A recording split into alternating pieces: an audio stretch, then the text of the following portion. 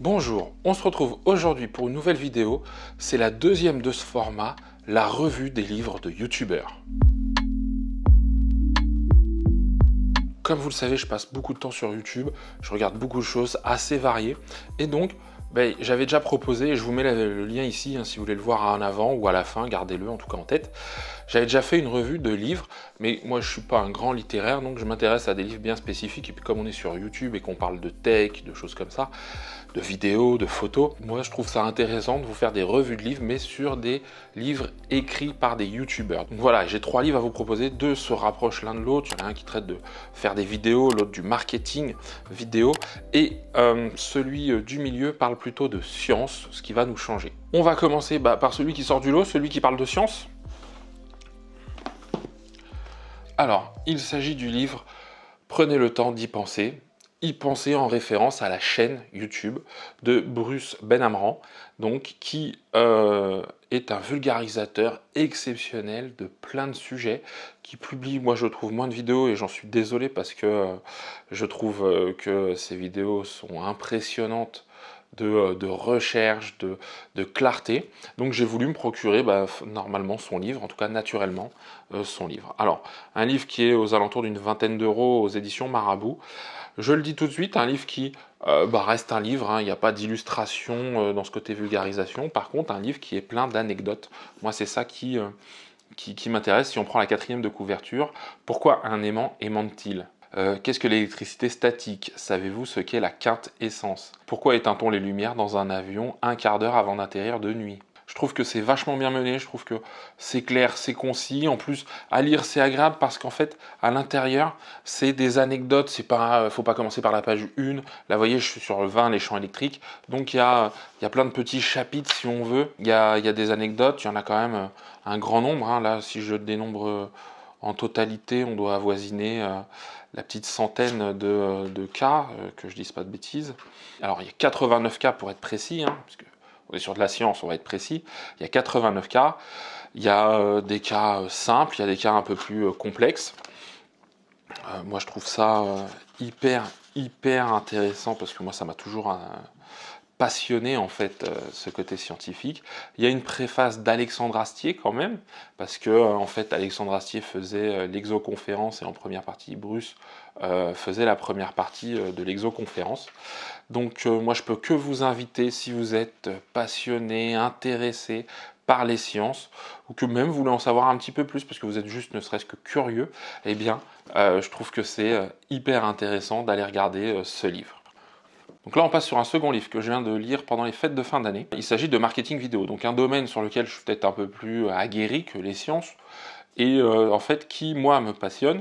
Et là donc c'est en fait un auteur dont j'ai déjà parlé dans la première vidéo. Il s'agit de Jean-Baptiste Vier, qui est accompagné de Max Maximus, qui a la chaîne aussi Max Maximus, donc Jean-Baptiste Vier, la chaîne Janvier, et Max Maximus, la chaîne Max Maximus, qui sont tous deux donc youtubeurs. Là, ce que j'ai beaucoup aimé dans celui-ci, c'est, alors comme le premier, il est illustré d'un nombre incroyable de références.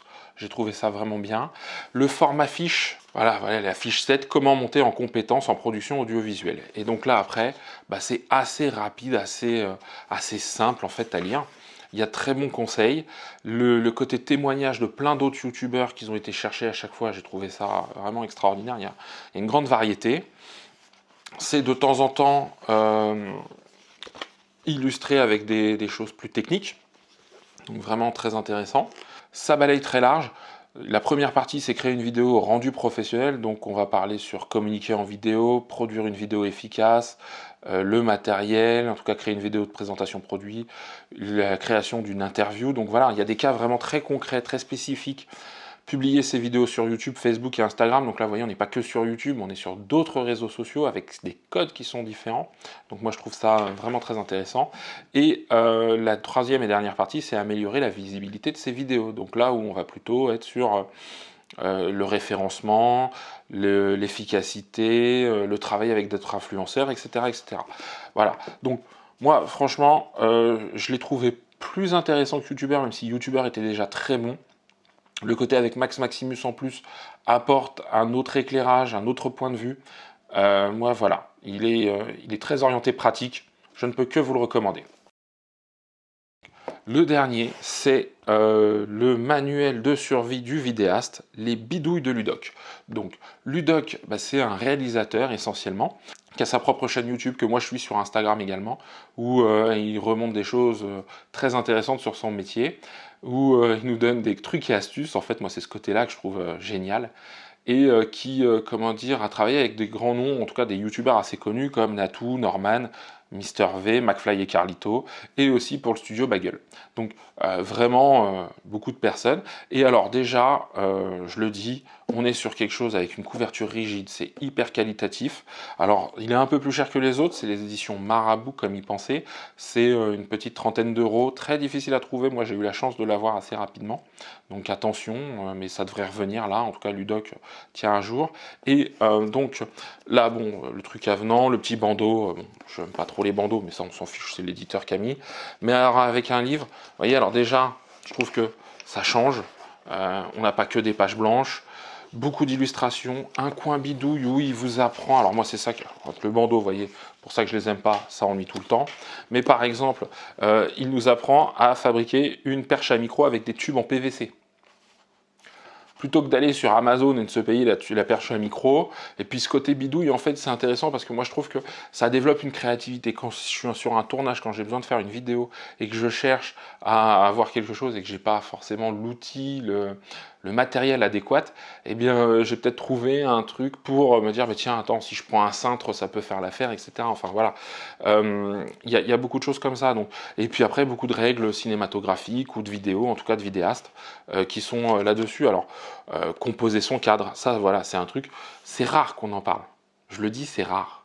On va vous parler de l'exposition, on va vous parler de la lumière, mais le cadre en lui-même, le cadrage, moi je sais que j'ai beaucoup de progrès à faire là-dessus, en tout cas pour les varier, etc. Voilà, je trouve ça génial.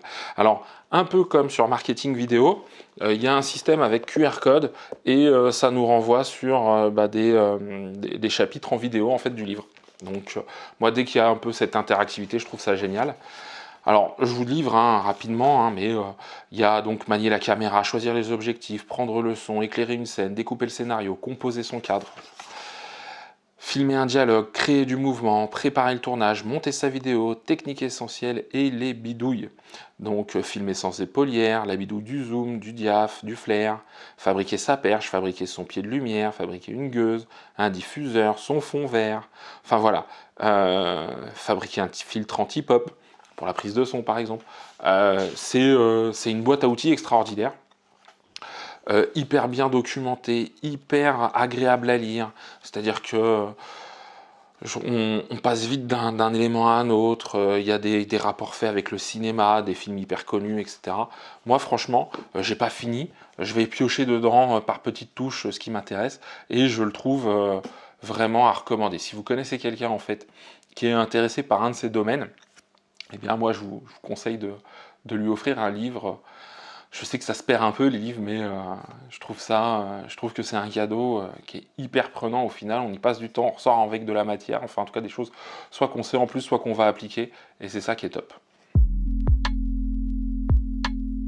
Et bien voilà, cette vidéo touche à sa fin. J'espère vous avoir donné envie de lire au moins de ces livres, ou en tout cas de vous intéresser à d'autres livres. Si vous connaissez quelqu'un qui est intéressé par ces thèmes, moi je vous invite déjà à leur partager la vidéo, ça leur donnera peut-être envie de lire. Je sais que les fêtes sont passées, mais si vous voulez faire un petit cadeau, un anniversaire, enfin en tout cas un cadeau qui peut rester, qui a une âme, moi je trouve que les livres ont une âme quelque part, je vous invite vraiment à considérer ces livres, ou en tout cas à vous intéresser à d'autres livres. Parfois il vaut mieux offrir un livre qui correspond à un centre d'intérêt de quelqu'un plutôt que de lui offrir quelque chose qui ne lui correspond pas. Si la vidéo vous a intéressé, eh bien partagez-la. Si vous-même vous avez lu un de ces livres, eh bien dites-le moi en commentaire. Et abonnez-vous à la chaîne, ça ne fait que croître et j'en suis ravi. J'espère pouvoir vous produire un contenu comme ça et que vous trouvez de qualité de plus en plus fréquemment, et en tout cas de monter en qualité dessus. Moi je vous dis à très bientôt pour de nouveaux tests et surtout prenez soin de vous.